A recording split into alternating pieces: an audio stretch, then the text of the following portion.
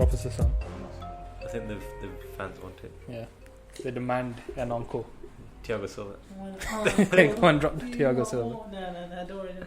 You know that guy, apparently he's got like 100,000 Twitter followers or something like that. Blew up. He's got a modelling contract with Boohoo. What the Yeah. hell is this? What the hell is this? It's so good. Maybe it's all a conspiracy theory. Wait. And yeah, that brings us on to episode 5. No, episode 6 of the Chaa Talk Podcast. Boom. Oi. Yeah. So What's up? Yeah, what's up? I'm joined with my hosts, Arvi Chana, Yo, what's up? and the other host. Hey, I'm Syed. Talking to your fucking mic. Yeah. Honestly, it's so difficult to do a podcast. Alright, go. What do you mean, go? We're going. Yeah, I'm going. going. Okay, I'm You here. already done Hello, an intro, I'm everything. alright. Jesus Christ. So yeah, today we're talking about conspiracy theories, and I think the biggest one is, are we alone? Is there alien life out there?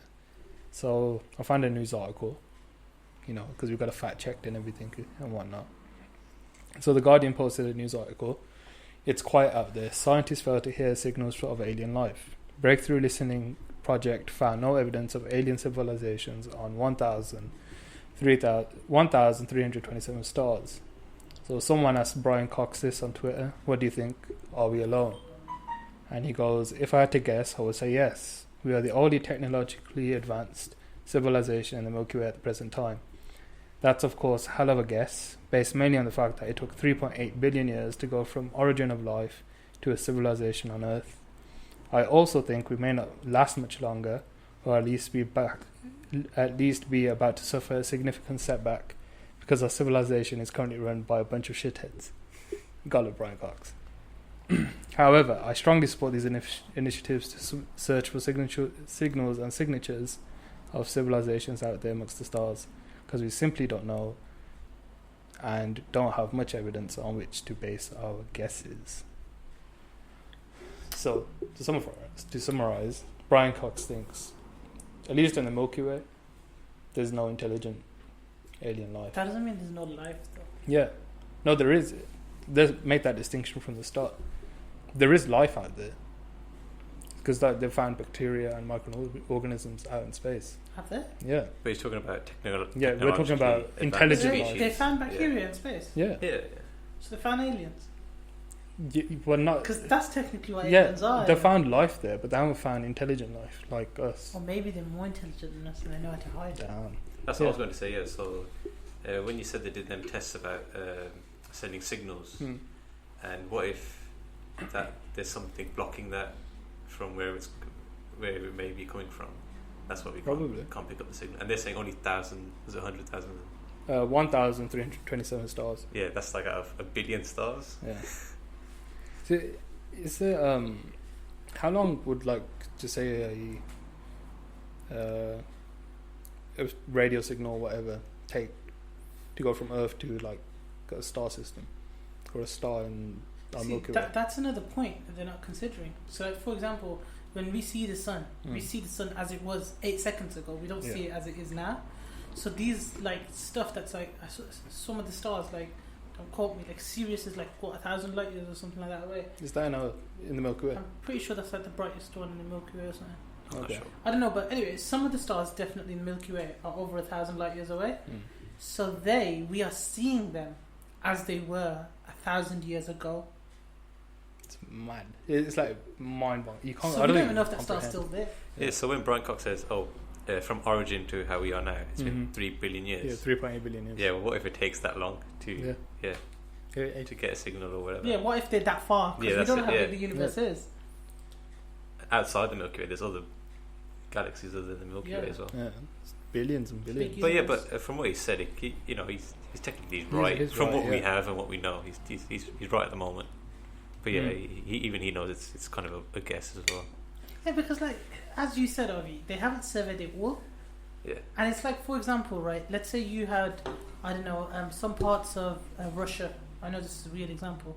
It's always Russia and aliens. Yeah, Russia. Now, for example, if you just took Russia as a country, right? Vast proportions of it are unpopulated. They're just empty, right? So if we were to say like similar thing, if someone just took a chunk out of Russia and said, listen, no one lives in Russia, that means all of Russia is empty. There's no one living in Russia. That's kind of what they've done. They've taken out a chunk and said, listen, no one's living there, so we're just going to assume like... Yeah, the surrounding areas. So I assume it Yeah. just doesn't really work. But one of the main reasons we brought this topic up is because the Joe Rogan podcast, our direct number one competitor, had... and main source. Yeah, main source. had, we're just copying his content. He had a special guest on, a couple of weeks ago, Arvi, was it? Yeah. Bob Lazar. Bob Lazar, yeah. And he was one of the first people to come out about Area 51. And he claimed for 6 months he worked on a alien spacecraft. Yeah, one of the spacecraft, yeah. He worked on the engine, trying to reverse engineer it with the team, how the propulsion system worked, the anti-gravity system worked. Yeah, and he was one of the first people to ever come out about Area 51, and he's the one that kind of made it the Area 51 as we know it in popular culture today. But yeah, he's come out again in public, done a documentary on Netflix. Check it out, Bob Lazar, something. Yeah, after 30 years, he's still talking about it. Yeah, and weirdly, he got like, when he first came out about it, he got a lot of, I think he got a lot of death threats. People threatened him. No one took him seriously. He was just insane. He was just chatting shit. But whether he was or not, I mean, that's down to, Yeah, because when you listen to someone, they come out with these conspiracy theories, you think, oh, that guy's sometimes when you see someone, oh, that guy's a wacko, he's delusional. But with this guy, Bob Lazar, he seems legit and he seems... Like he knows his stuff. Like he knows his stuff. And he does, he's a scientist. But, because when he's talking, he knows his stuff, and it also feels like as if he doesn't care if you believe him or not. That's his story, that he's known what he's seen. There's a clip in the documentary, or I saw it on YouTube, I can't remember. There's the guy that made the documentary showed him these scanners that he describes that you have to use to get into the factory. Or the hand scanners. Yeah, and he was mad. These has only ever been used. The guy who's researching couldn't find them until you find it in one highly this high security based thing that's been classified as some shit. Then he showed it to Bob Lazar, and he was like, "Yeah, this is exactly like the ones we had in that Area 51 that we had to use." So he has got some proof to back him up. But there's the other theory that says that Area 51 is just where they're doing secret weapon testing for the army and stuff like that, and that's why it's so, because it is high security, you can't just it's a no-fly zone. Yeah, so imagine it's that reason, and it's not actually aliens, but it's just the high-tech experiments, or maybe morally unacceptable experiments that are happening in their superhero research, and they don't want anyone to know. I think it is partly that. Yeah. It is how big is Area 51? It's is it north of Nevada? Yeah, it's in the desert. So it's quite big. It's a big area, yeah. But yeah, as Bhups said, I partly agree with what you're saying. And with the obviously the testing, high military equipment, but also from what Bob Lazar said, that he's seen it firsthand, the alien aircraft, which is not of this world, which is way beyond our technological advances. He even says and it's just unheard of. They talk about something that every 10 years, they shelve the whole project, then they bring it out because our science just hasn't caught up and isn't at a stage where it can comprehend their science. It makes sense if they're using anti-grav machines to fly around. That's the thing though. Area 51, right? I just checked, is roughly about 3,500-4,000 meters squared, right? Now that's big enough to kind of have their own little fly zone and stuff happening inside, right? And if we're thinking about all this alien stuff and tech, it's probably there's planes flying there all the time, because they might have this tech that you can't see inside or something like that. So it opens up so many possibilities when you think about what they could be doing inside. When he came out with this story, I'm doing all of this, they actually put push the boundaries out further. So what people were doing when he came out were climbing up the mountains to have a look down on the sites. So what they did, the government basically bought up the surrounding areas, pushed the boundary fence even further back, so people couldn't look in and see. Maybe it's underground. It probably is. Yeah. It's the safest way to hide it from someone. From people Which prey. makes you think, what is the government hiding? There's A so lot. much, yeah. There's a lot. I reckon the only people that know it's like the top dogs. And there's the theory that like even they don't know. Like the president is kept out of the loop. That's what Because even the scientist, Bob Lazar, he was only given like a briefing of that's relative to what he was working on. So he's not given all the details. And if you think about it, the amount of other workers, not just scientists, that work on that site that we haven't heard of, they haven't said anything. They probably have to live on site, innit? To like keep the secrets. Yeah, They live on under site. wraps. Yeah.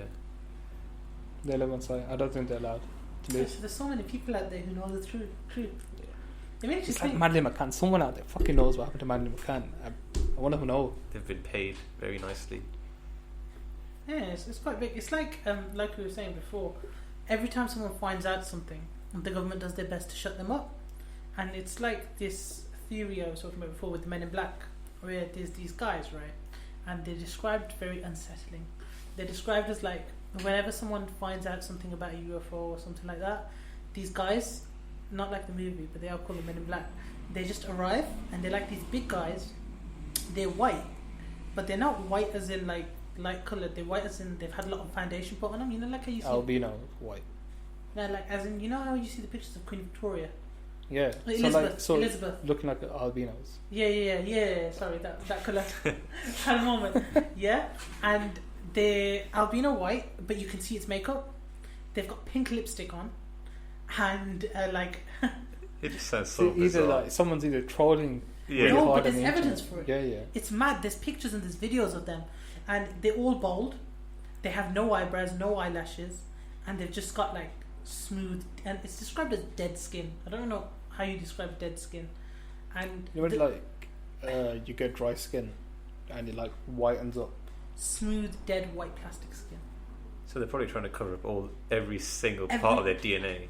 It maybe, but like you hear some of the stories where people meet these guys, and it's just mad. So like one of the stories is there's this guy. This is in like 1960 something, right?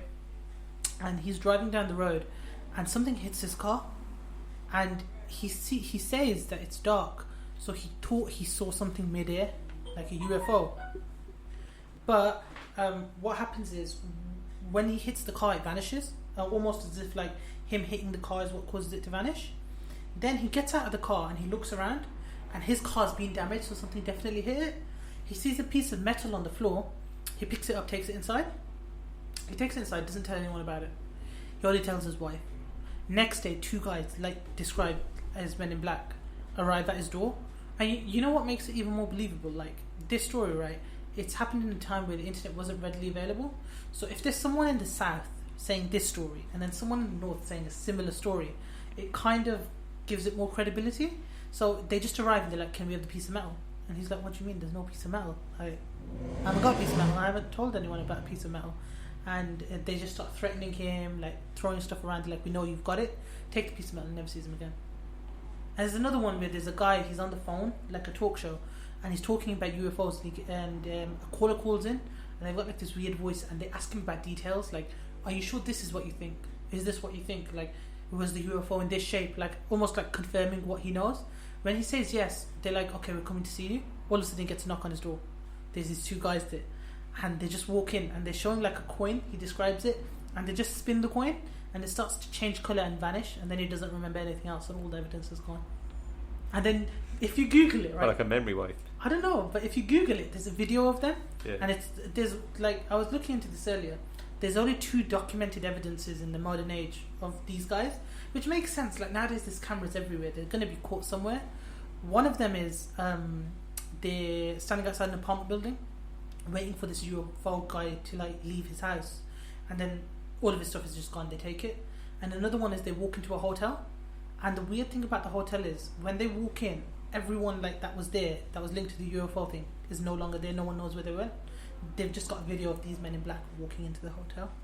So it's like these are the government's enforcers. But do you think if they were this high level, that we would literally know. There'd be nothing on the internet about them. You kind of have to look into it to find it, innit? Yeah. And nowadays, but even you just did a quick Google search, Men in Black, real life or whatnot, and you still managed to find a decent amount of information. It's like that GIF that I can see now on computers. You know, the that one, two walking in. Yeah, I feel like if they were that high level, there wouldn't be a trace on the internet. No, but that's what I mean. Technology is so readily available now. It's really hard to hide stuff. But it gets out once and you can't contain it again. That high level though, government. I feel like this is happening all the time and it's just got out once. Yeah, it's just the leaks, the tiny leaks that come through, innit? But when you think about conspiracy theories, most of it's come from before the internet, became readily available. So and nowadays you don't really get that many conspiracy theories. You just get more facts on. Yeah, because everything's either confirming or denying these theories. That's what I mean. It's like you don't want to believe it because it sounds so weird. But then when you see photos and videos and accounts of people in today's day and age, it just makes you think. There's a guy who was on a show with Britney Spears. Halfway through his call, he gets cut out, taken out.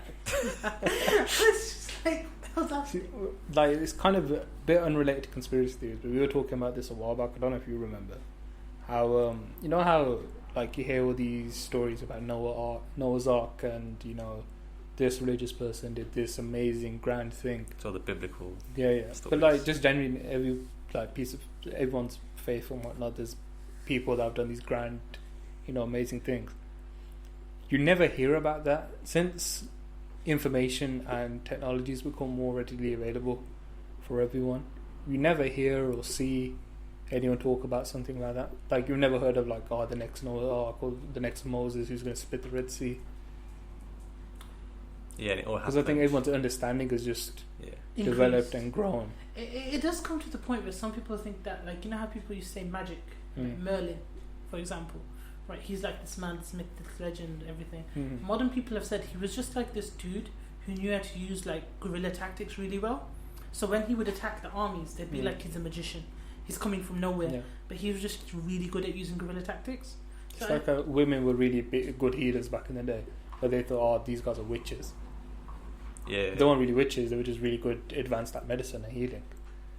That's what it is. But yeah, that was just a bit of a tangent. It's interesting though. It's the more we get knowledge in certain things, the more we disprove certain things. But then it's kind of the more science gets advanced, the more people want these events to kind of happen. So for example, recently, I can't remember where, there was a tornado and only one house stood through it. So everyone was really lucky, blah blah blah. Back a day, a few thousand years ago, that man could have claimed to be a prophet of God. My house was protected from the storm. I was reading into this thing about Noah's Ark, but it wasn't very accurate. But I was reading into the thing about Moses splitting the seas, and apparently there was a time when the seas were split, and it could have just been they were coincidentally there at the time, and they took credit that look, that was me with my staff. Boom. Yeah, because that guy. Could have that guy in the tornado could have been it's fasting this week. Yeah, and it was just upholding a fast, and then look what happened at the end of the week. My house has stayed and everyone else has been blown away. You know what I mean? It's a bit of a funny one. Yeah, you could be right, because based on all these stories, it could be circumstantial coincidence or just a one of a kind person who's just genius. With the scientists we have. That's possible. Yeah. And nowadays, obviously, it's this. People accept it more, and plus, what I think it is nowadays. People are less gullible, and people are more intelligent as a medium. Exactly. So back a few hundred years ago, a man could say, "I am king by the order of God," and people believed it and they followed it.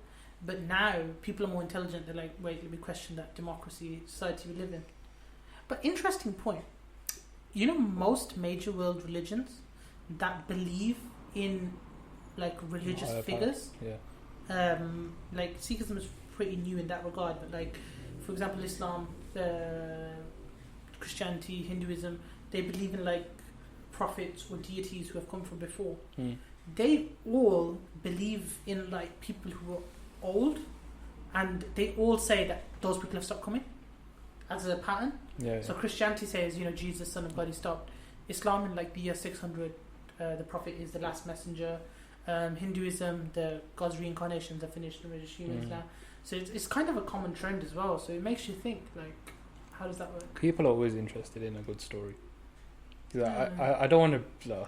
I hate always relating stuff to Game of Thrones. I'm going to do it anyway. Game of Thrones. But no, the light of the seven guides us. That's our religion, guys. The old gods, mate. The old gods. No, because George Martin says, you know, the Red Wedding is actually based on a real event. Really? In Scotland, I think it's called the Black Dinner, where there were two rival houses. They came together and they have a feast apparently, and they get murdered. They murder the rival family, but historians claim that there wasn't any music playing.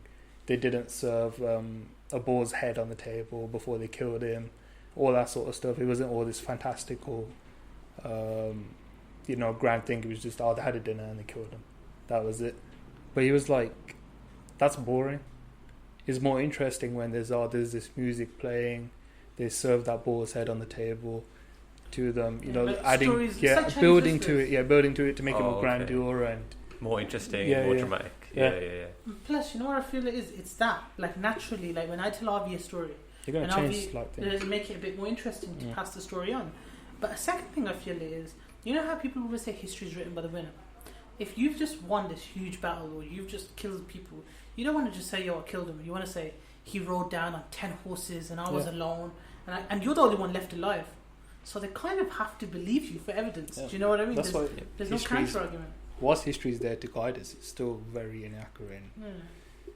So to say, everyone wants to listen to a good story. Yeah, we've just gone off a massive tangent. No, I think that relates perfectly to conspiracy theories. Well, yeah. Is our history a conspiracy? Yeah, because it's like, say, these scientists that work at Area 51, and they say they've seen these things. The pyramids. And they believe that they've seen them with their own eyes. How do you know it's not being fed into them, or it's like a lie that's been retold over and over until they believe it's the truth? Could be. Yeah. That's the question. It's like when we say history, right? Like again, I say so much stuff on this and I can't remember the exact dates. With the when the Mongols burnt, was it Baghdad or Beirut? One of the cities, they had this huge library, like the biggest library in the world. Oh, you took the Library of Alexandria. It's like they had the world's stories of the world for the first 5,000 years, but then they burnt down.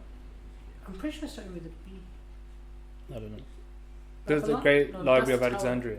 Anyway, there was some library, right? Yeah. There might have been that one. And there was actually a library. I can Google it in a sec. And the Mongols, when they were conquering, because they were known to be like very savage, they just burnt everything. They burnt all of that. And this is like near to the point. And it's really weird because no one knows the events of what happened in the city. So what happens is the Mongols, they burned down this library. So all of history to that point has vanished. So I believe there would have been knowledge there that we haven't got to yet. Like, for example, how the pyramids were built. No one can figure out how they engineered the pyramids with that equipment that they had at that time. They would have had that knowledge. We don't know what they were doing. That's a massive engineering feat. Man. It's mad though, right? The Egyptians and what they did. And like how they did it. But, so it's all there. And then some really weird stuff happens where all the Mongols change faith and then change back and then change again and revolt and die. And it's really confusing what happened in that city. Yeah. No one knows. But it's that they burnt down 5,000 years worth of all those stories in history, but they at the same time create this new history. No, no, it's been forgotten. I know, but it's like that one thing's happened, but now we've created a new history for ourselves. And that's how history's been working. Yeah. How many resets have there been that we don't know about? But how old's the Earth? What, 16 something billion or something ridiculous like that? Some more, I'm not sure. But it's like you hear about these old people that were revered and kings of kings, like Gilgamesh, right? All we've got is 2 pictures of him, but we know he ruled so much. What was his story? What did they know? What was the technologies they had? Like, and they're not pictures. They're like it's just like artwork, isn't it? Of someone's perception of what they could have looked like. And it probably wasn't even like. Yeah, probably nothing close to what they look like. They probably think it's this godly, grandiose figure. Yeah. He's 6 foot 5 feet tall. It's probably like 5'2". So have you guys watched Apocalypto? No. Oh, okay. Side note, really good movie. It goes into like the Mayans and how they extrapolate normal people to like godly figures. It's really good. People were a lot short back in, Apparently people were taller. No, I heard they were shorter. Like, go back 3,000 years ago, and apparently one of the Homo ancestors, because there's loads of them. Yeah. You know what I mean? Like Homo sapien ancestors. Yeah. They grew to like 10 meters tall. Have you been to Stonehenge? Yeah, I've seen it. Have you seen where the artifacts they had? Yeah, the huts. Yeah. How the people lived. No, but that's not 5,000 years ago, 4,000 years ago. Yeah, what period was that? I don't know. We don't know. Because those are small huts, man. Nah, I hear what you're saying, but like, I'm talking, when you see like... it's another thing, like if they were that small... Yeah. How do they build stuff? How they build stuff, yeah. Humans are getting taller now. Yeah. But it's like, back a day, one of our subspecies was apparently a giant. One of them, like you said, might have been a dwarf. Yeah. We don't know. One thing, right? I've been reading this book recently, okay? I've been reading this book, and it's about dragons. Okay, hold me here. Hold me. Now, the book's called His Majesty's Dragon, right? And it's going over the Napoleon War, with Britain, and how it would have been different if there were dragons, and like instead of planes, they're using dragons as like war instruments. So you've got ship warfare, and then you've got dragon warfare. And I was just thinking about dragons now, thinking that just follow my thinking. Is this where you call Game of Thrones? Yeah. Now I'm not call Game of Thrones, but check. Every region has their own take on a dragon. Chinese have their own take on like these long spindly dragons. The British have like St. George's dragon. If you go towards Russia, there's loads of different types of dragons, right? It makes you think dragons had to be real. Yeah, I get what you mean, because it's on a lot of crests and a lot of different flags. continents. Yeah. Before the internet, before fast communication. Do you know what I mean? It can't have been one guy going around the whole world saying, "Listen, guys, this is a mythological, thing." It had to be. Had to come from somewhere. They were there, that people were documenting. So was it pterodactyls? The pterodactyls were the real one. Yeah. They were a dinosaur. Yeah. And maybe dragons were like halfway through the... Like, it would just be so cool to have dragons, isn't it? Like, I'm just saying. But a fire-breathing dragon, it really sounds... It sounds weird, but how about saying there's an animal that grows 8 kg every night and only eats trees, and at the end of its growth is like, 10 times bigger than a blue whale? It makes you think, what? But they're real. They're real. You know what I mean? Like, it's all a simulation. Yeah, well, it was segue into a simulation. Yeah. And do we live in a simulation? Are we all a part of an alien simulation? I honestly feel that's the most likely thing. Did aliens just put that aircraft on Area 51? Just spawned it. They spawned it. Just spawned up, it. Down, left, right. So humans have reached a certain level now. Exactly. They can have access to the alien plane. Yeah. But because we know how to operate it, but we still can't reverse engineer it. So let's just leave this guy to figure it out. They did a cheat code. They got the plane, but they don't actually know how it works. Oh man! But I honestly believe, my own opinions aside, so I don't honestly believe this, but I believe, but I honestly don't believe. No, so removing my opinion from this, right? If you look at the simulation argument, it makes the most sense. Like, in what sense? What's it called when you remove your opinion? Objectively, sorry, I've been having a slow day.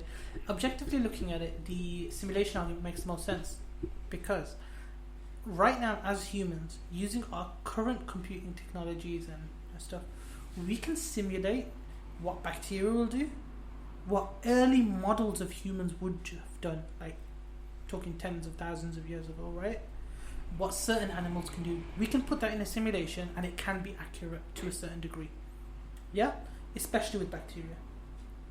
Now, it's not a big jump to say that in about 50 million years, humanity will have evolved to such a point where they can simulate our current, situation in a computer program. Yes. So like more advanced AI. Yeah. Combining with simulation. So we're all in a computer program. Now, obviously, that raises a second argument where, the original humans, the ones at the start who are doing the simulation, where did they come from? Like, that's a separate saying issue. They're doing the simulation. There has to be someone at the start. No, but like obviously, maybe it's an alien. Yeah, so where the aliens come from? There has to be a start of the simulation. Someone to press. It's our world, the alien simulation. Possibly our universe, our existence. So the whole Big Bang, everything, all space and time at this point is in their computer program.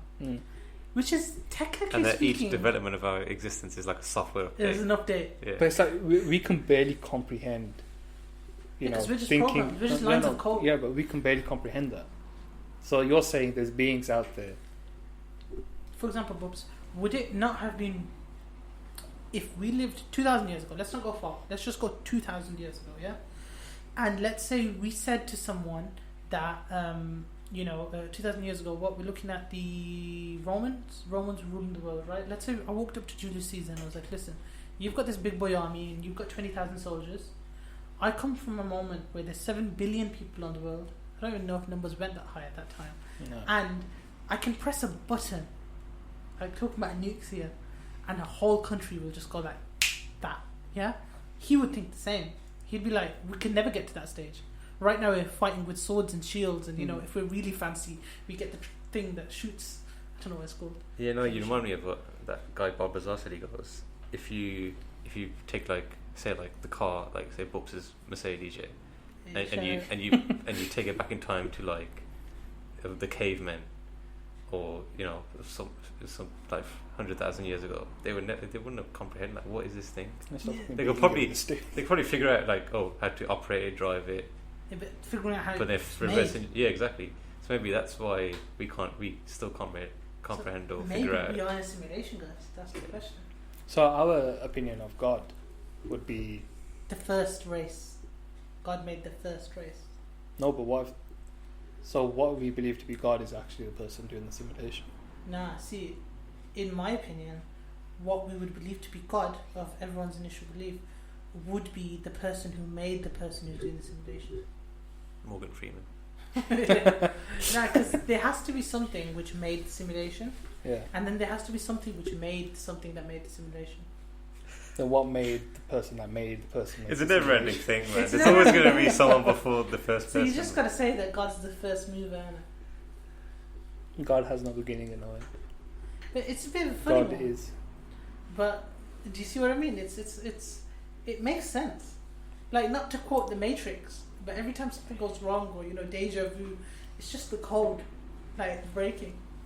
The Matrix is basically the simulation theory. It's actually what it is. I can kind of like back it, yeah, but I can't. It's just a wild guess, man. Yeah. No, but technically speaking, right? Yeah. From what we've developed ourselves. From what we know, it's the most logical thing. Because we can simulate life forms lower than us at our current intelligence level. So it's not a big jump to say that at one point they'll be able to simulate us. But it's like it goes against everything your mind thinks. It's like I know I am because I feel but I know I am. I exist because I can feel pain. I feel, emotions, and I know my thoughts. So I know that I am. I get that, but you know that you are because I know, but it's no. But I'm saying you can't. That whole thing is just so far out of comprehension at the moment. It's like to think, like we were talking about parallel universes the other week. Mm-hmm. Like we create infinite parallel universes every second. Yeah. It's just to think that there's something that like manages all of that. Yeah. It's just which is. It's possible though. If we believe in God, then we already believe in that. That there is something. That God is the one who's wrote the code. No, but but someone that is able to comprehend all of that.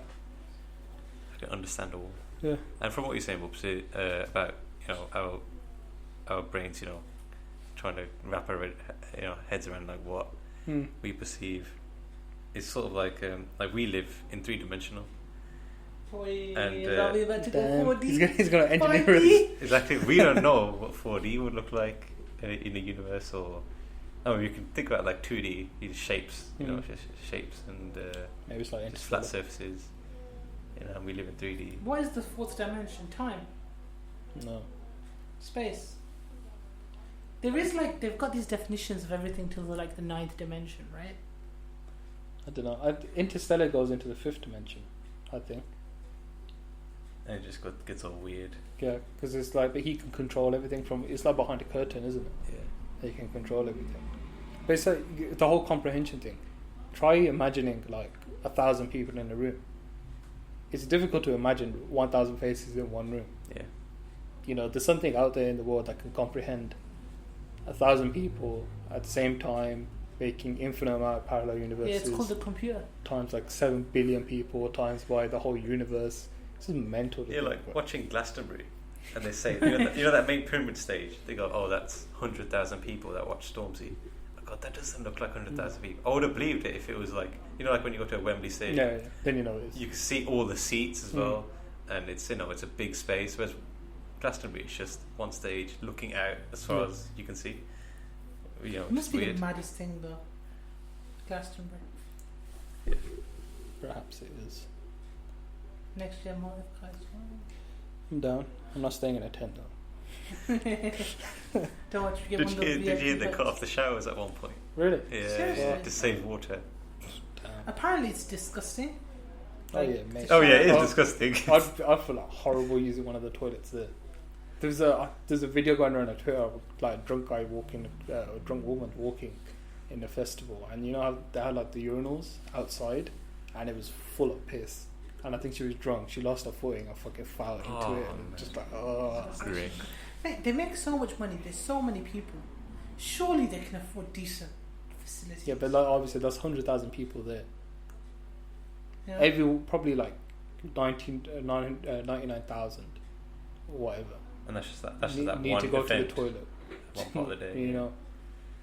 Yeah, but come on, it's Glastonbury. Yeah, the amount of money they make. The amount of money they make, they can organise decent bathroom facilities. They're probably like, it's part of the experience. You know how like it's part of the Glastonbury experience.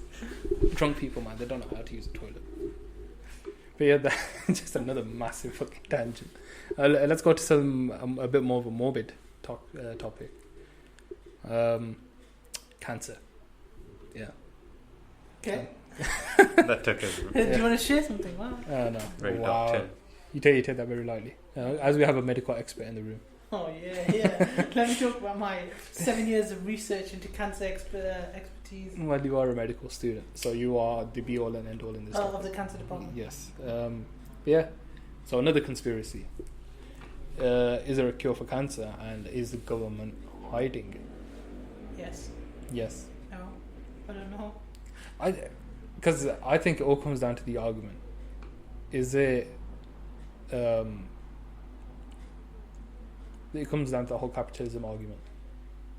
Why cure someone when you can treat someone and make a fuck ton of money out of it?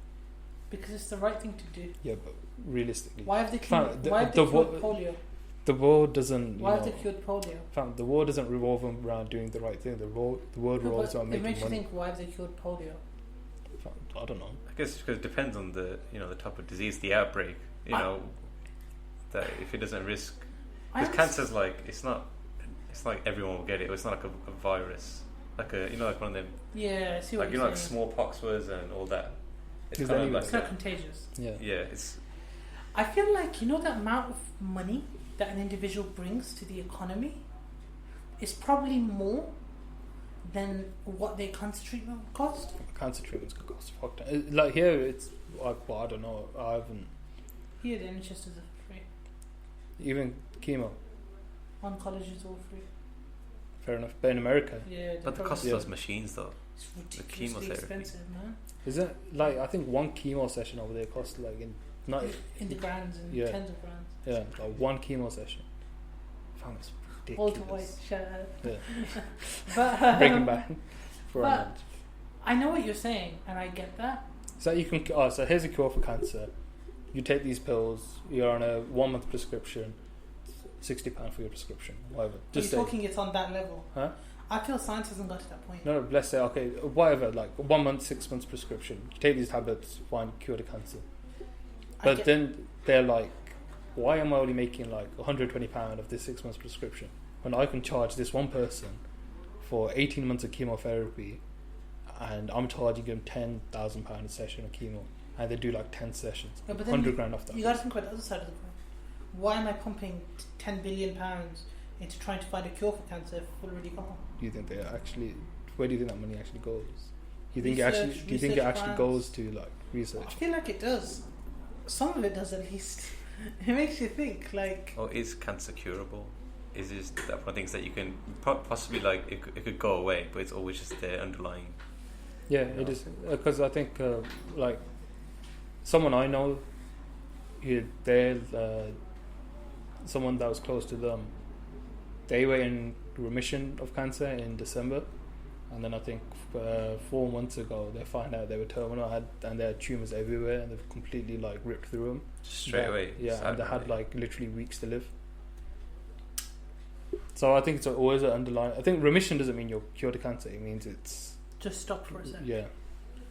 I honestly feel, right, with cancer, because it's so linked to your own being, like, technically all of our cells have the potential to become cancerous at any point, right?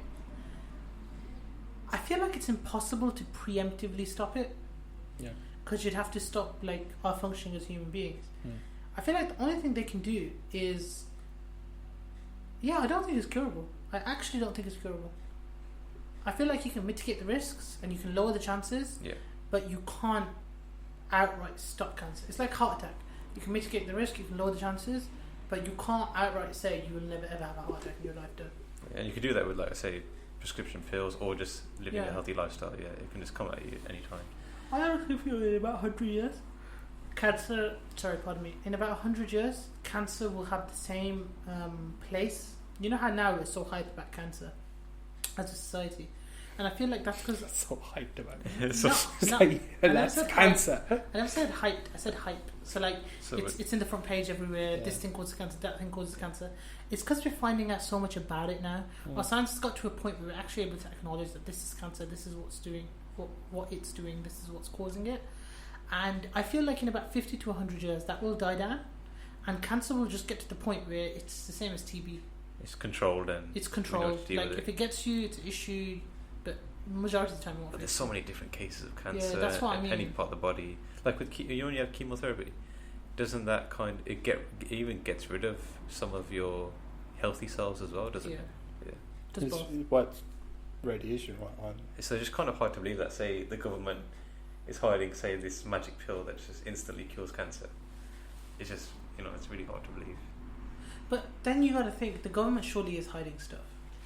Yeah, I mean, I guess they could be hiding like some sort of like apparently they had the like internet. a vaccine or something that would just limit your. For example, you know how they say that the army had the internet like 60 years before everyone else had the internet, and that they had like higher speed internet. How much has internet helped society grow? How much has it helped it develop? Probably more than most cures for most diseases, but it wasn't given to the general population until they had like used it, controlled it, and got to that point. So how do we know they don't have the cure to cancer and they're still, getting to that point where they want to release it to the public? Don't they have like computers that are to the level now that work on consumer level that we can get now? Yeah, like time back. Time ago. Probably. And it's just mad. Like apparently their data transfer speeds are like 1 gig a second is like the bare minimum. You know how it's like 40 megabytes? 10 bare minimum is like 1 gig a second. Yeah, there's definitely like, these supercomputers that, that we're not ready to be given yet. Yeah, but that's what I mean. Who decides we're not ready to be given yet? Who runs it, Arvi? Who runs the Men in Black? Yeah. Who's the main guy at the top? The Illuminati, the Freemasons. Jay-Z, Kanye West. Jay-Z, Kanye. What's it called? What's that grove that all the presidents go to in America? Grove? I don't know. There's like that secret grove where they all go get naked and have parties and no one knows about. Grove Street. What? Let me find it for you. Get naked. What? What is it? All the world leaders are like secretly lizards or some shit like that as well. Oh, I've heard that. The Bohemian. Is it the Bohemian That's from The Grove? Simpsons. Yeah. Guys, it's probably true then. Yeah. Have you guys not heard of the Bohemian Grove? No, I've heard of Bohemian Rhapsody. So the Bohemian Grove is a 2-week encampment where for 2 weeks, it's a gentleman's club, okay? Where for 2 weeks, some of the most prominent people in the whole world just go and chill. And no one knows what happens in those 2 weeks. It's lockdown. As in no information has ever come out, and no information that no one actually knows what happens. And like only presidents sometimes get invited. So like some US presidents are invited, some are not. This is like higher. So who actually goes? If it's not presidents, sometimes gets invited. Who's the other people? So like for example, President Herbert Hoover mentioned that he had joined the club 40 years ago. So this is when he's at the end of his life. That's all he mentioned. Like, and he mentioned like he was allowed to be in the grove. Oh, so who are the other people then? They're just like really wealthy. So some people say Newton was one of the members. Let me find the list for you. Give me a minute. So I can believe that the greatest minds that they come together. and no one knows what they're doing. Yeah. I reckon they're just blowing off steam. It's probably not that sinister. I reckon they're just blowing off steam, getting hooked. Or it might just be all just made up from like films and from like movie plot lines. Because even from I saw this. Have you seen A Midnight in Paris? No. It's Owen Wilson film, basically where he loves like art and history and reading and novels, and he goes back in time into the Renaissance period. Yeah. Basically, he's in Paris, and he's gone back in time, and he stumbles into a bar where he finds Ernest Hemingway, Salvador Dali, all these, and I think Da Vinci as well. No, probably not Da Vinci, but all these great minds all together in one area, which is crazy to think about. And do they all be doing like satanic rituals where they go around the fire and sacrifice? You got a goat in the middle. It's just like, I don't know, innit? Like, then again, it could just be like a camp, where because they've got this pressure on them all the time. They probably just blow off steam, literally just having cocaine, against prostitutes and fucking income. Yeah.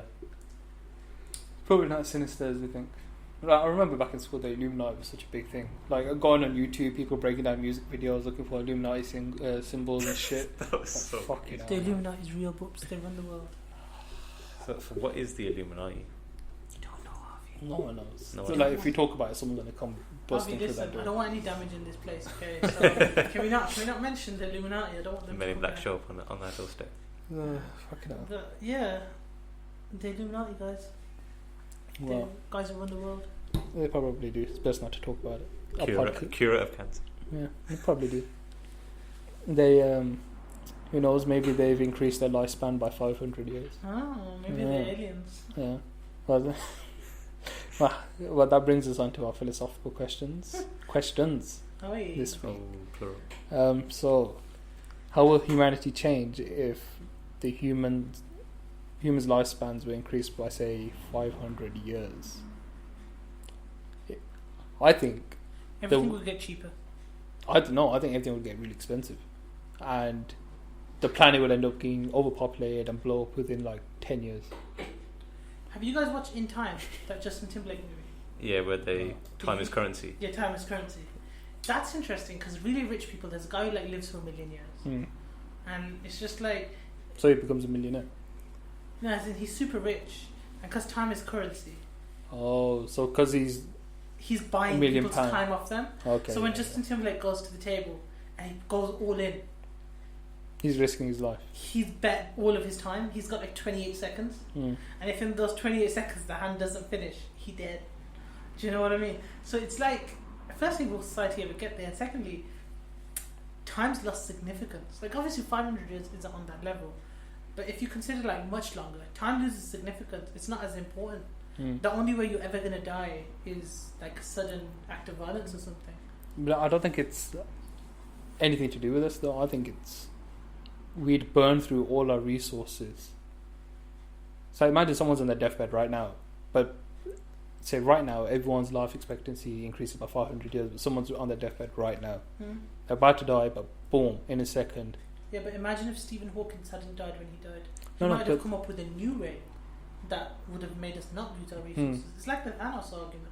Should we kill half the people, or will both half the people allow for development? Yeah, that's the thing. That's how I can believe that if that does happen, let's say we get this increased lifespan, that it will only happen, say, in 100 generations' time, maybe, where there's like a mass wipeout, or even an extinction to kind of make way for the new reset, where it's even like where we're even better and and like more developed than we once were, and that's where we can kind of establish that.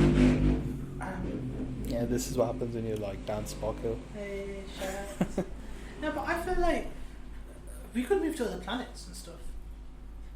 But it's just like, again, how many people die in a minute around the world?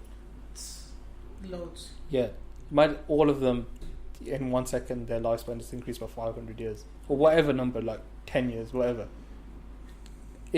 Everything constantly balances itself. People die, and then less people would born. have to be born in it. Yeah, then it would be like China. Everyone's got that one kid, but that's besides the point. The whole population stays. It'd reach a point where it's, you know how now you're saying burn through all our resources. You know how you're saying everything reaches a balance, right? there's no, but there wouldn't be a balance if everyone's life expectancy at the increased. moment, if humanity keeps going like it's going, there's a figure, I can't remember what it is, but it's something like, you know, if you look at the curve of like deaths and births, there's somewhere it plateaus. It doesn't carry on forever. So I think the current figure is like the Earth would stop at 8.4 billion, where the deaths will outweigh the births, so the population won't go any higher or something like that. I can't remember. I'd feel like it'd be the same. If people, stop dying all of a sudden, the plateau would be reached a lot quicker, but it'd get to the point where we've reached a population cap, and it would stay there. I don't think it'd get to the point where... You could never have a population cap. Of course you can. Unless Natural population cap. If you put 100 animals in a jungle, and you let them populate as they want, right? Naturally, they'll cap at a certain population. They won't carry on forever. And people aren't going to start fucking because someone tells them to. No, they don't need to tell them to. If you're not able to... I know this sounds grim, right?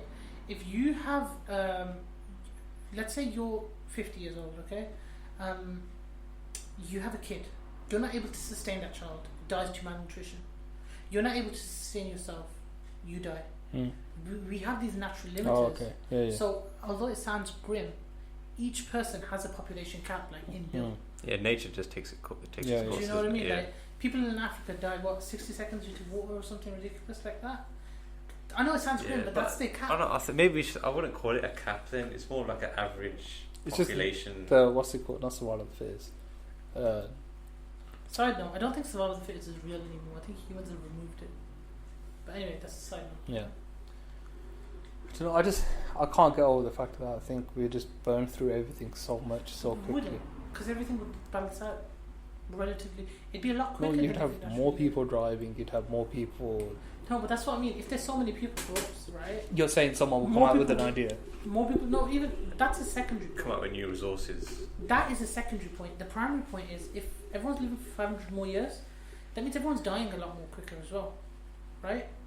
Because think about it like this: if the population of Birmingham just times 5 straight away, yeah. Firstly, governing would be a huge issue, right? Yeah. Secondly, there'd be issues with space. There'd be issues with everyone would be homeless. Currency. Yeah, people are homeless. There'd be more deaths due to homelessness. You got to look at the other side of it. It wouldn't just be everyone's allowed a perfect life, everyone's sustained, everyone's fed, everyone's kept. It would be everyone's just thrown into this situation. Everyone's got to deal with it. So I feel like the resource burn wouldn't be that significant. So you're saying for someone to live, say, 500 years, there'd have to be less of the population that there is now, so that they've got more resources for themselves. It comes to, like you were saying earlier, the Thanos argument. And what I liked about in Avengers Endgame, there's a scene where what's his name, Captain America, Chris Evans, he's like, I saw whales in the river in the ocean by New York. I was like, you'd never see it because pollution would just the seas were that dirty and polluted. But it comes back to that, like, would we actually be better off if we just got rid of half the population? I think it's a bit of a... He's got a point. Probably. Yeah, he's got a bit of a point. Probably. But we're not that stage yet. And plus, where we don't have a gun, unfortunately. And plus, when you get to the point, right, where you're not fixing the problem, you're just delaying it. Yeah. Eventually, the population will get to the same size again. Then you just snap again. Thanos, he broke his glove. Man. We'll just have to wait for nature to take its course. That's why I say the natural limit makes more sense. Yeah, like a big natural disaster would happen. So that's the second part of the question: how will humans as a species go extinct? Like I said before we started recording, I was like, we're just gonna nuke each other. We're gonna nuke each other. So nukes, global warming. Yeah, I think it being like serious. Robots. I think global warming is mass population leading to less resources. AI is our greatest threat. AI. We're gonna make something cleverer than us that will outlive us and kill us. Isn't that what Elon Musk thinks? I can't remember. I think Elon Musk said something like that. I watched this Joe Rogan podcast. Yeah, I think in that he talks about that. Because they can do so much stuff better than us right now, and I feel like it comes like people always argue like, can you beat human instinct? Can you program something to have human instinct? That instinct. Do you need to? What is our instinct? No, but our human instinct is to survive. Is it not? Is it? Yeah. If human instinct was to survive, why do people sacrifice themselves and die willingly? Why do people commit suicide?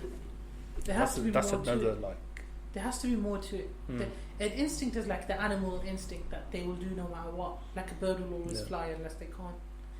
So I don't know. It's a bit of a funny one. And if you produce an AI that's say equivalent to a human, then they'll develop feelings and they'll have a weakness, of feeling attached to something. Maybe they feel no attachment. Guys, you know how many times we've referenced the Matrix in this episode?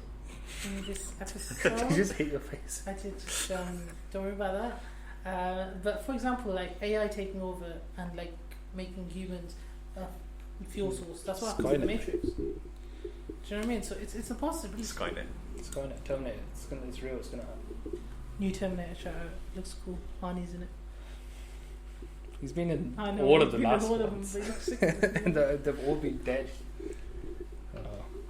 Yeah, no, but I think realistically, I think the main one is global warming. I think that's the one that's going to fuck us first. I don't think global warming is too much of an issue. I believe in it. Don't get me wrong. No, but scientists have said that. That's the thing that'll happen soon enough. I get that, but we'll come up with a solution for it, man. Genuinely. For example, what's the biggest issue with global warming right now? The temperature increase, the water melting. June was the hottest this month or so. June was the hottest recorded month. We're feeling the effects. Yeah, so like it was the hottest recorded month in the history. It was the hottest recorded month in the history of the planet. Yeah, but like for example, look. Every year that happens, we set that record every year. Temperature increase, ice cap melting. Yeah. Seas and what's the other major issue with global warming? Any others? Okay, let's just look at these three, right? All three of these have had huge scientific advances that will stop, apart from the ice caps melting, that's kind of a byproduct of the other ones. The temperature increase. They've come up with like new gases that can kind of not replace the ozone, but act as a substitute. They've come up with plastics that can be eaten by bacteria. They've come up with bacteria that can eat plastic. These developments are happening. Okay, they're going to take a bit long, and it seems like but I don't think it's that much of an issue personally. I feel it's just fear mongering. No, but it is an issue. Because if you don't start making changes now... Yeah, but the changes are happening. Science is making breakthroughs. No, but you just said, I don't think it's much of an issue. Yeah, because science is making the breakthroughs. But your mentality is like, okay, I'm just going to throw this piece of paper on the floor. Yeah. Let someone else deal with it. Yeah. No, as in, we have the solution. It's coming. I don't know why we're fear mongering so much. Like, but you have to make change. But how can you rely on something to? How can you rely on to happen? Wait for you have to enforce change to make change. No, but you know how it's everyone's like, this is the last generation. Someone else is going to clean the ocean. No, I'm saying they've got something to clean the ocean with. Yeah. For example, right? Side note, you know how to say the plastics in the ocean is such a big issue. Plastic in the ocean is such a big issue. It is a big issue. You know, if any government shout out for ocean. Nah. You know, if any government, choose one. Okay, any first world government, like top 10 we're talking here, spent literally just, half of their budget, 1/3 of their budget, into fixing that issue. No one does. But just check, they've got the scientific knowledge and technology to clean the ocean mid. Okay? Now, if they didn't have that, I would say we're in trouble. It's game over. Global warming is going to be an issue. But they do. So the only issue here is motivating them to spend that money. Motivating these big countries to invest more money, invest more resources into fixing this problem. But then you've got a president that doesn't even believe global warming is an actual problem. But that's what I'm saying. He will believe that when more side effects happen, right? Yeah, but then by that time it'll be too late. No, that's what I mean. Because the solution's there, ready to be shot, right? It just needs money injected into it. All that's going to happen is we're going to keep getting scared. Fear-mongering is going to carry on. It's going to get to a point where all the world governments wake up and large-scale organizations wake up and realize the importance of it due to effects like raised temperatures, due to effects like extreme pollution, and then solve it. If they realize the importance and that there was no solution, I'd say we're in trouble. But all we're really waiting for is for people to allocate funding and financing and resources towards it. Yeah, but then it's not even an issue. Yeah, but would it not be too late to go back and rectify the That's what I'm saying. damage that's already been done? The damage that's being done right now and the solutions we got compensate. The damage that's going to be done for the next 50 years and the solutions we got compensate. But what you're saying will halt it. But have we done too much damage to a point where these effects anyway, even if we halt it 50 years down the line, that's what I'm saying. I'm saying the solutions we have will fix the damage we're doing and reverse it. Yeah, but at what No, point? that's where I'm disagreeing with you. I'm saying, will it reverse it? I feel it will. How can you be so sure? And at what point we think we're the state of the world, where it come to where let's bring out these big problem-solving techniques. Yeah. You know, at what point will they come out and say, you know? And the only reason I can think of is, well, the only way we can stop global warming is that if every single person contributes. You know, it's just. I feel like that's not realistic. It's not, but it's you do. No, it is realistic. He's not saying everyone goes out and starts speaking literally. Everyone does a little bit. You make change by doing little changes. And I hear what you're saying, little bit. But for example, right? Let's put it into perspective here. Okay, let's. Sorry, it's not that difficult. You literally get a box that says recycling, and put your recycling. Let's crunch in the numbers. Box. If every single person in the UK did perfect recycling and was 100% on it, and it made they tried their utmost best, it wouldn't make that big difference. It wouldn't. Yeah. We're 70 million. Who cares about us? Let's be honest. Let's crunch the numbers. The real people who need to make the big changes, and the real people who need you're saying people at the top. No. I'm talking about the people at the bottom. The real people who need to make the big changes and need to be motivated towards being more renewable, towards being more environmentally friendly, are the poorer people.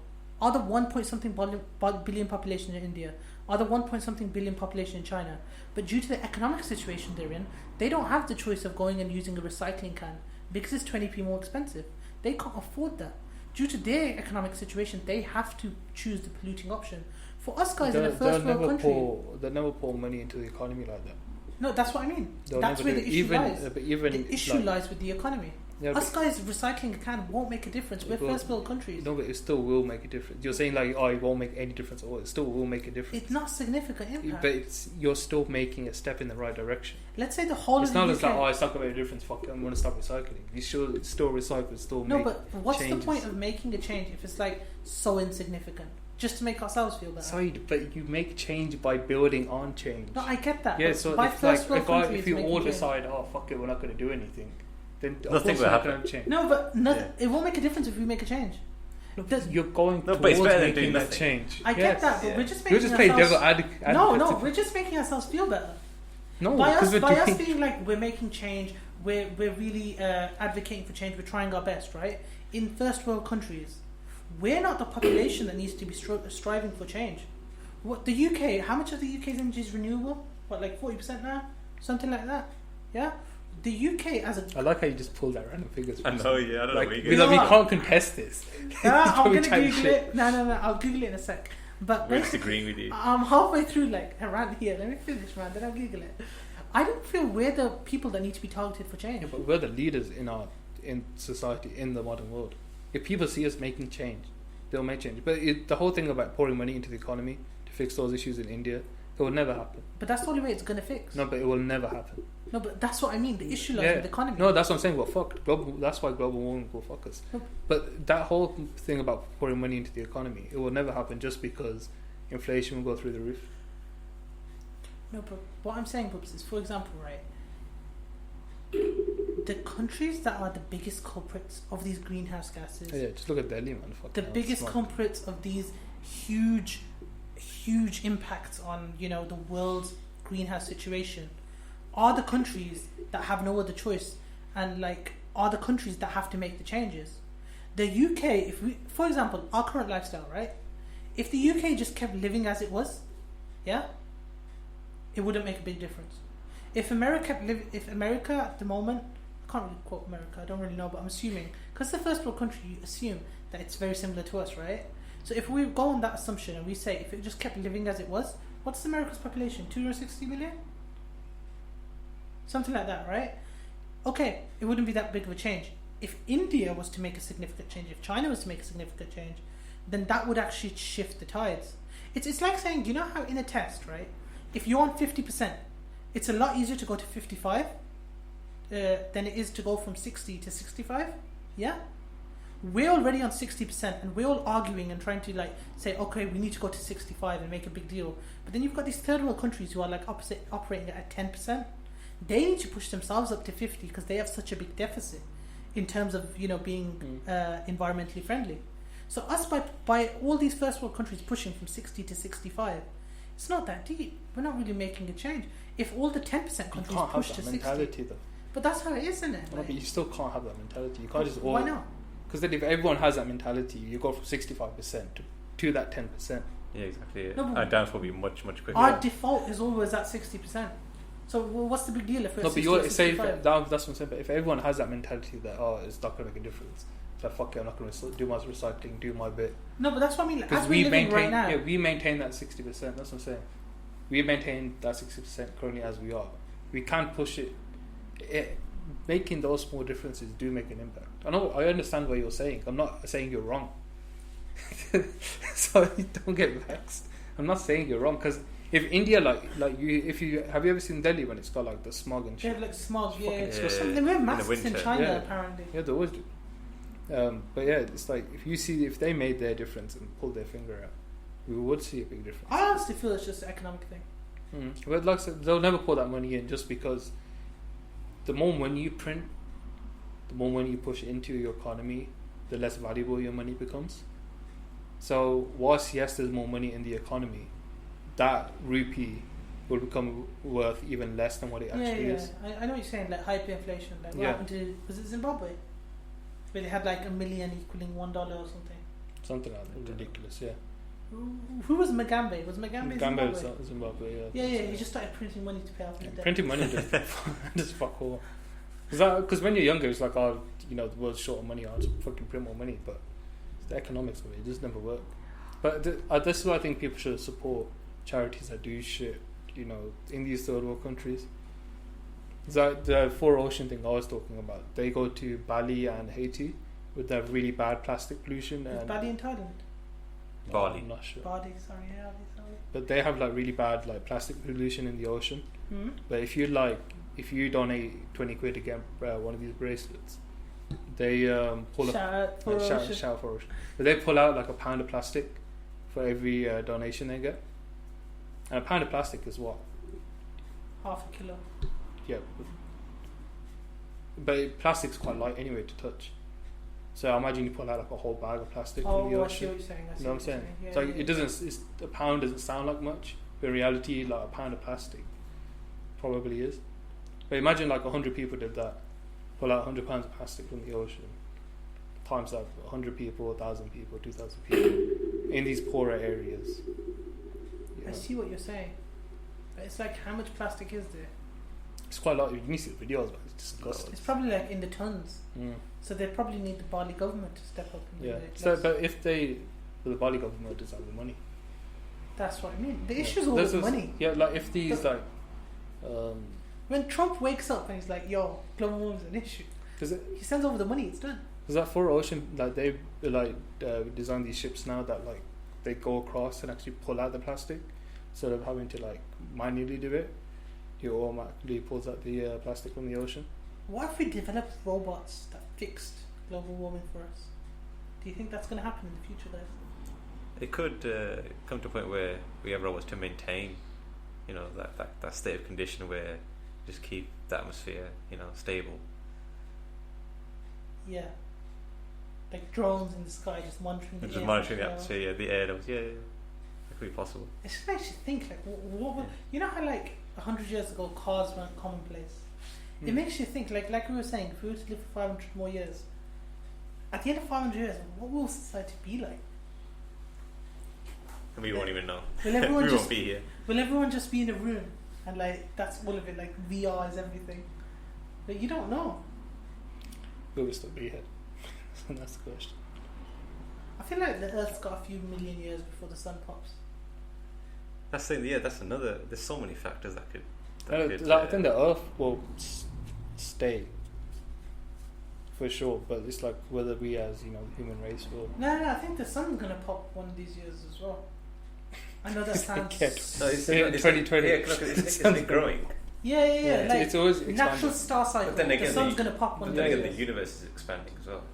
Yeah, also, what are the borders of the universe? It just makes you think, like, when's it gonna stop It's expanding? infinite. It never has it doesn't have a border, it's constantly expanding, isn't it? Maybe it's a circle, right? And it's just gonna meet on the other side. We don't know. Comes back around. Yeah. Makes you think. It makes you think, like. Well, that's why there's black holes. How to like rectify that. It could be like portals where you jump through a black hole. You just different time and space. Have you guys seen that thing? Well, not seen that thing. Heard of that Apollo mission? Was it Apollo 9 or Apollo 7 that went into space and then they couldn't make it back, and the crew just floated off? And it just makes you think. Like, firstly, crap, right? Those astronauts are probably feeling like, yo, we messed up hard. But imagine what they must have saw. They must have saw stuff that no human will ever see, will ever have seen, because no one went to space before them, right? Like, in that capacity, like in the past that we know of, and they've gone into space and they've just flown off. Like, either they hit an asteroid or died, but they just saw some stuff that, like. What if an asteroid comes for us? Wouldn't they just stop? No, they float forever. You would float. Like, you wouldn't float though, because it's space is a vacuum, right? Yeah, so there'd be no forces to like push or pull you. They are. So like you know for example the Earth, right? I was shooting this the other day. You know the Earth spins around the sun. Because of the centripetal force, right? That goes in the direction of the orbit, right? The acceleration is always towards the sun because gravity pulls you towards the sun, right? If we were to stop the Earth for a millisecond and stop its momentum, the Earth would push towards the sun. But when the universe was formed, there was something that gave the Earth an initial push, a nudge, and it's that same nudge that's causing the Earth to keep spinning. Because once you push something in space, it'll never stop. That's why they said if they got maglev trains on the moon, they would never stop because there's no friction and it'd carry on forever. You know that whole stopping the Earth for like a millisecond? Yeah. Wouldn't we all die? I don't know. Yeah, because some parts of the Earth you wouldn't get any sun. No, but like, doesn't the sun will pull us towards it. No, but how fast does the Earth rotate? Around the sun. No, like, how long? Because isn't it like the Earth moves around at 500 miles per hour or something like that? I'm just putting a figure in my head. I don't know. But so if Earth stops spinning for a millisecond, we'd all go flying. Because the G-force. Yeah, like we'd go flying through that window.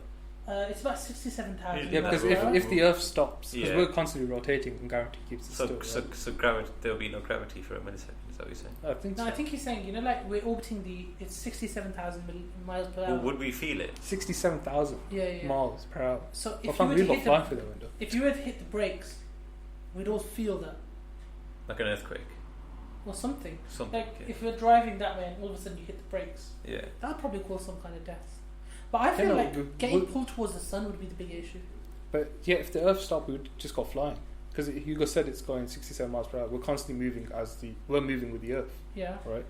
I don't think we'd go flying because the gravity of the Earth will still keep us there. That's what I'm saying. Because it'd have to be a force so big, that to go against gravity. That's what I'm saying. If it would happen, we wouldn't probably feel maybe just be an earthquake or something. Yeah, it wouldn't be. I think it'd be a really bad fucking earthquake. It would be huge for us, but I feel like a huger issue would be getting shooting towards the sun. It's like when you imagine a ball on a string. When you spin the ball really fast, the ball stays in an arc. But when you stop the spinning, you lower the tension in the string. The ball drops. So we would just fly towards the sun and die. Yeah, out of nowhere. I think we would die before we get to the sun. We wouldn't see it coming. Yeah. That's what I'm saying. Maybe, I don't know. No, I think because if it's like,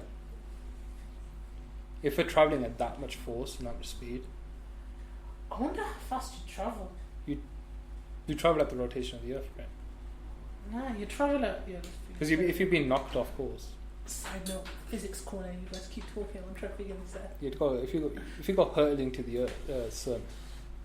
It would still take because we say this 8 seconds before what it was, right?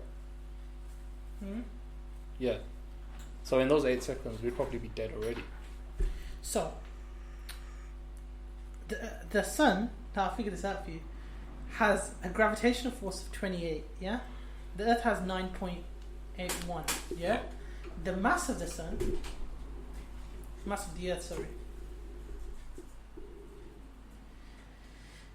is damn, that's a big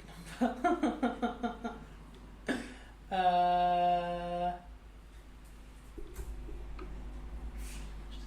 So basically, what would happen is, imagine this: we would fall towards the sun at a rate of 16 with 25 zeros after it, meters per second. That's how fast we'd go towards the sun.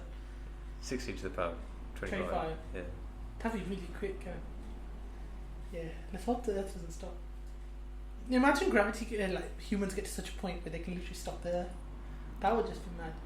Yeah, that's the thing. But that's one of the things they found from that alien aircraft is that the guy that the aircraft he was working on, that it created its own, gravity field, and it's not something by magnetism. He wasn't wearing any metal near it. It was just pulling him in. No, it wasn't pulling him. Sorry, it was just keeping him. It's like what we're trying to do now, and figure out how gravity works. Yes. And if we figure that out, we can figure out so much more stuff with it. Flying cars, time travel, so much stuff.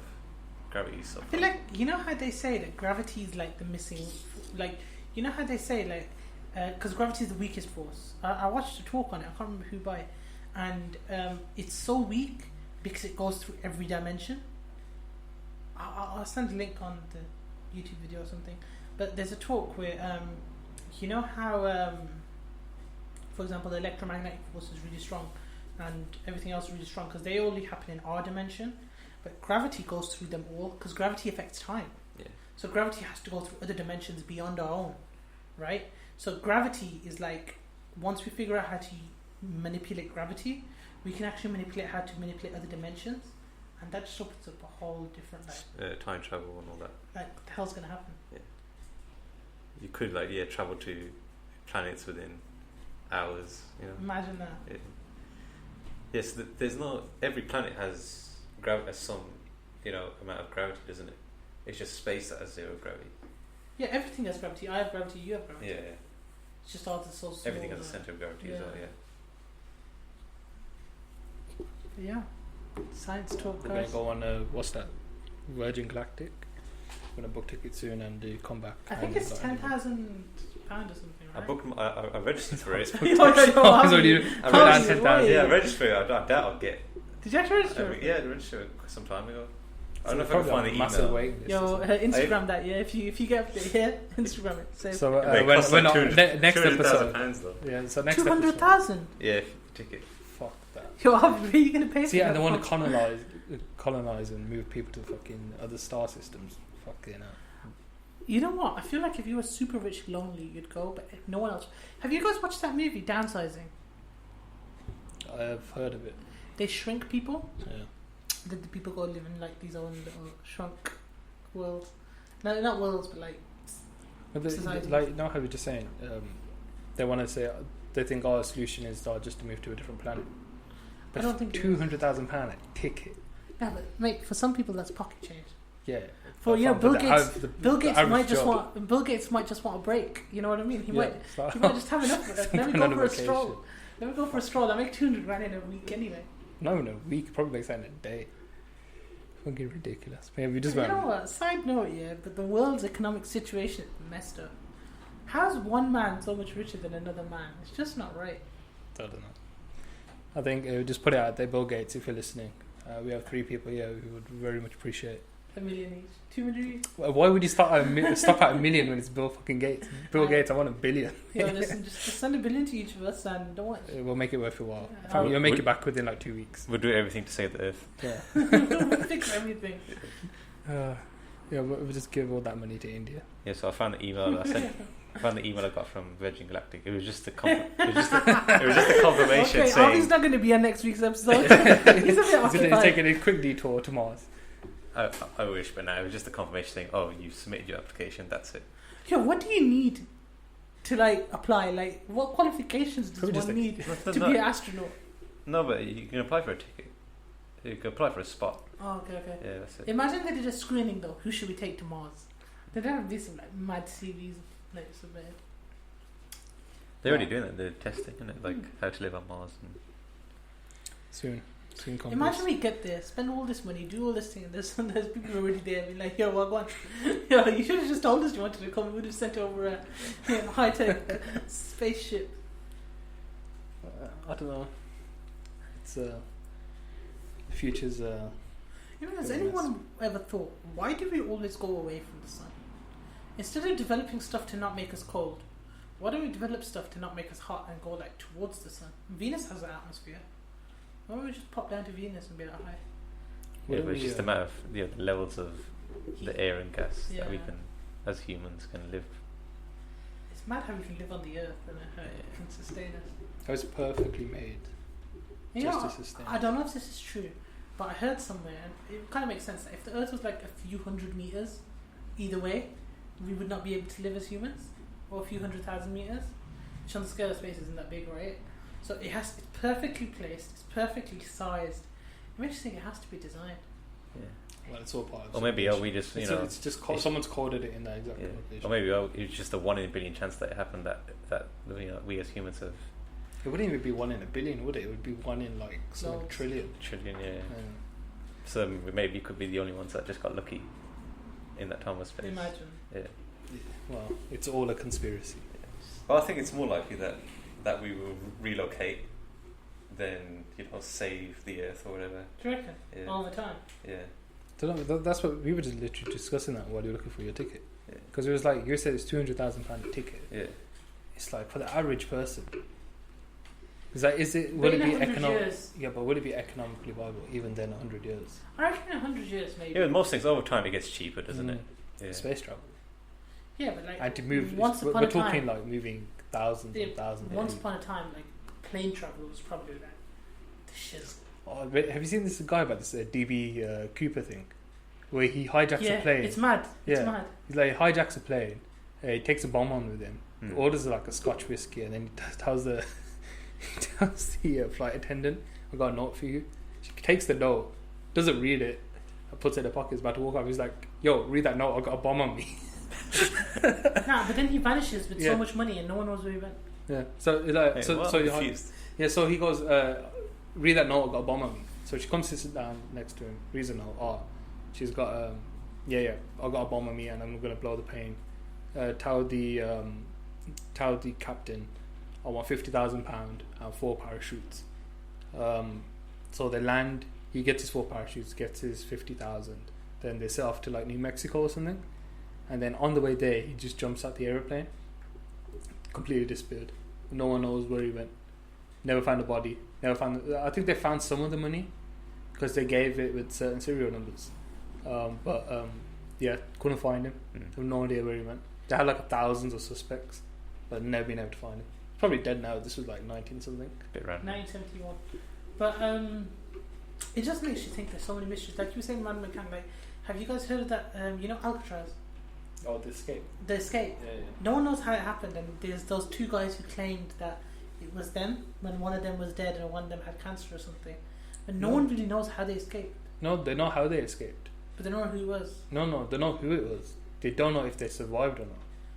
Nah, because I heard that they don't know. No, because there was 4 of them who plotted to escape. 3 of them escaped, but they don't know if they survived after that because they never found them. So they don't know where they vanished off. Yeah, they don't know if they died or they survived. But then there's people who apparently said that it was us. You know what else it makes me think?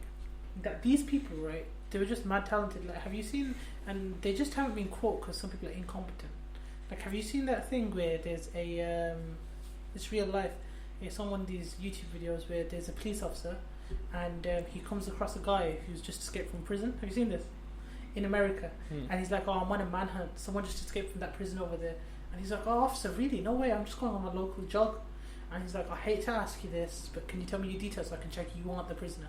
The guy has no details. I linked this in the YouTube thing. He has no details.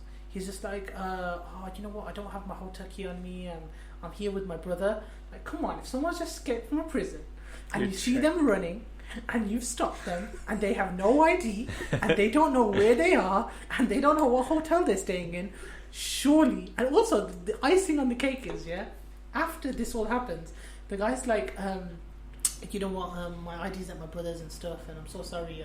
I'm jogging, so I don't carry it with me. And the guy's like, "Oh, don't worry." He goes back to his ID. He's like, "You know what's really funny?" And he starts laughing. And the escapee's like, "Oh, what's funny, officer?" And the officer's laughing. He's like, "The guy's description matches you exactly." And the guy's just like, "Crap." And he's just like, "Yeah, but I'm sure it's not you. You're too nice of a guy." Yeah. And he's like, "Yeah, officer, you know what? Do you want me to come with you?" And he's like, "Nah, go on, you go finish your jog." And I'm just there like, so what do we know, right? These DB Coopers and stuff, they could have just been like lucky. Super lucky. I think he died. when he jumped out of the plane. Yeah, because apparently, like, when he jumped out, it was like stormy night and shit, and he wasn't like an expert parachuter. Now, I think someone planning something that meticulous, they had to have a backup. Like these Alcatraz guys, I reckon they had like.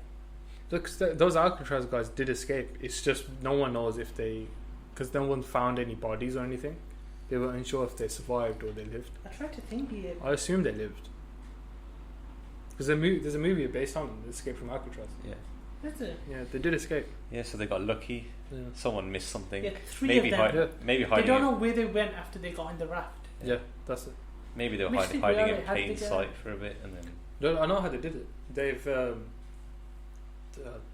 They all moved into there were two brothers, and there were two other people, and they all requested cells next to each other, and managed to get plans for the prison, because one of them was working with the maintenance people, and they found like this room that linked to all these like air vents. So what they did, they make like makeshift drills, drilled around the air vents, pulled it out, and then they'd play musical instruments. They would get like an hour to play like musical instruments and shit, like free time. So in that hour, they'd be playing the musical instruments while digging this thing out. Yeah. And then when they were done, they'd cover it up. And then on this one night, they all escaped into this workshop where they made a fucking raft out of waterproof jackets, and they made the pump out of an accordion. Wow. Mental. I'll send you the video. It's mental how they did it, and it's like how incompetent were these officers not to find anything, because they made a workshop, right, where they made the raft, but they covered it by literally just putting a curtain in front of it, and the officers were literally the other side of the curtain, while the other guy was in there doing building work, saying he was doing building work, but he was actually making like a raft to escape with. It's like mental how they did it. Yeah, we just gone on a massive tangent. That's like 20 minutes. Imagine massive tangent. They left one guy behind. Yeah, because he couldn't. You know the vent thing. It was like 6 inches of concrete, and he couldn't get through. So they had to leave him behind. So surely he would tell the guards, like, listen, this is where we're planning to meet up once we get out of the thing. He aided with the investigation afterwards. What's the thing? Yeah. Because you didn't make it. That's similar to the Hatton job in London, you know, the jewellery one. No, I've not the heard about jewellery, that. the bank. What was it? About these old guys, these pensioners, they robbed the jewellery. Did they make a movie on that? Yeah, they made a movie. With I saw it. Morgan Freeman and Michael Caine.